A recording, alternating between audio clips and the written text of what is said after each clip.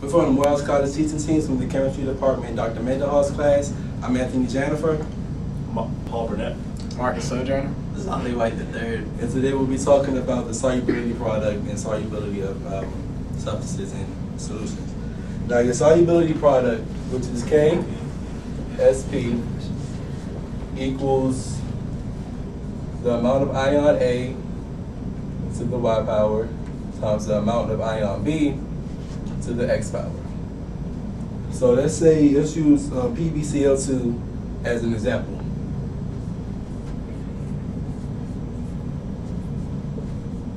All right, when placed in the aqueous solution, PbCl2 will break down into Pb ions and 2Cl minus ions.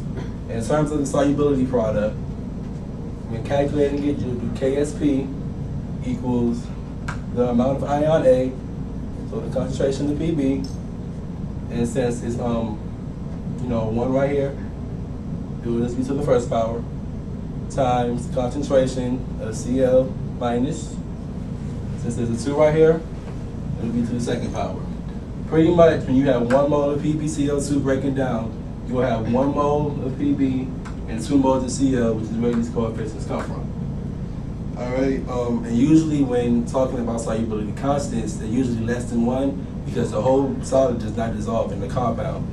It doesn't dissolve. So in terms of PbCl2, its solubility constant would be 1.7 times 10 to the -5. Now, to help illustrate this, we want to look at a political race where your KSP will denote the total amount of people that voted from the general public. So let's break into this and let's explain that as we go through it. So, fellow candidate, I was wondering what do you have planned for the public, and what would you do if you were elected into office? Well, if I was elected in office, I would definitely consider making more tax cuts for the rich and follow trickle-down economics. And then I would also make sure that independent companies could compete in the open market when competing for healthcare. Because I don't believe in increasing the welfare state or the public option. And you, candidate, what would you do if you were elected into office? Now, if elected, I would first off increase the public option for healthcare for the poor and disadvantaged, and that would be my main platform for my campaign.